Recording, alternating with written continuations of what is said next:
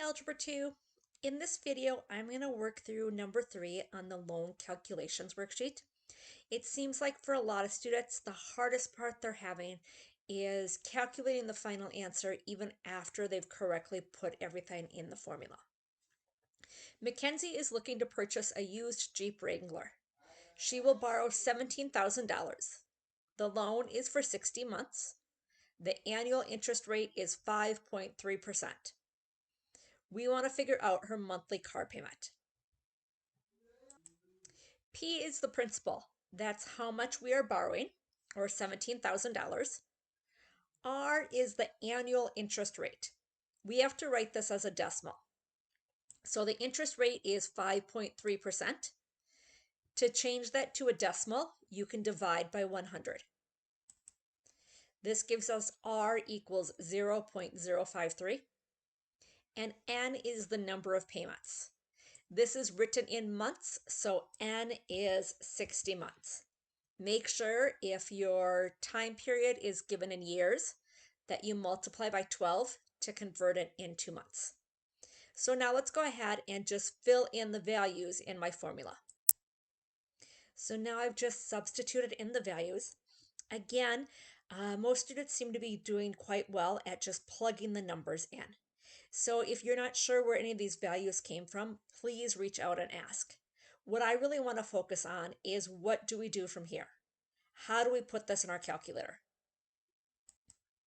When you look at this formula, you'll notice that 0.053 divided by 12 occurs multiple times. So I'm going to start on my calculator by changing that into a decimal. So I'm going to take 0.053 and divide it by 12.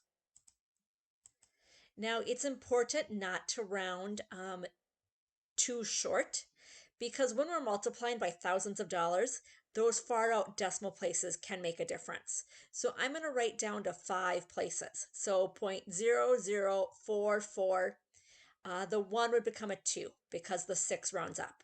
So I'm going to go into my formula and I'm going to replace my 0.053 divided by 12 with that decimal. Now, order of operations tells us that we should do parentheses, then exponents. This parenthesis at the end, we can do in our head. 1 plus 0.00442. I can simply make that 1.00442. And I can do that in the top and bottom. Now I'm ready to go ahead and do my exponents. So I can take that part and I'm going to put that into my calculator. 1.00442. I'm going to use the exponent key.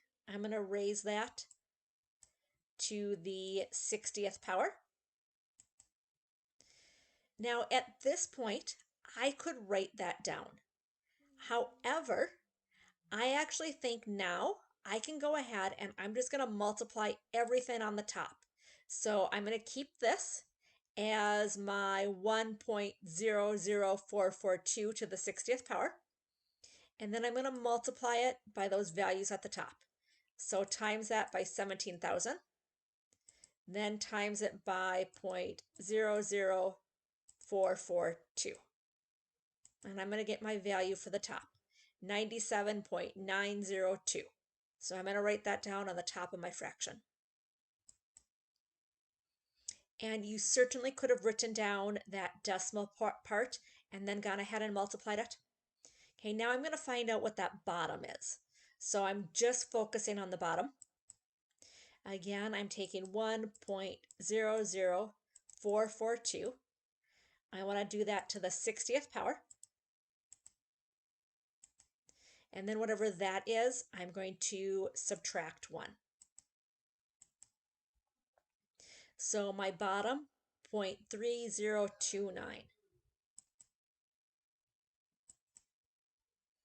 And then you can go ahead and simply divide those two pieces to get your final answer. And take some time to, again, think about if your answer makes sense. Typically, something like a car payment is going to be a couple $100s, depending upon the value. So maybe $200 up to $500 or $600, depending upon how much we're borrowing. When we're doing a home loan, that obviously is going to be more. That could be $1,000 to $2,000. If you get numbers that are really big, remember you're looking at a monthly payment. So probably your answer should not be super huge. Again, if you have a hard time figuring out how to get this to work on your calculator, please stop in my office hours and we'll work through this together. Have an awesome day. Thank you. Bye.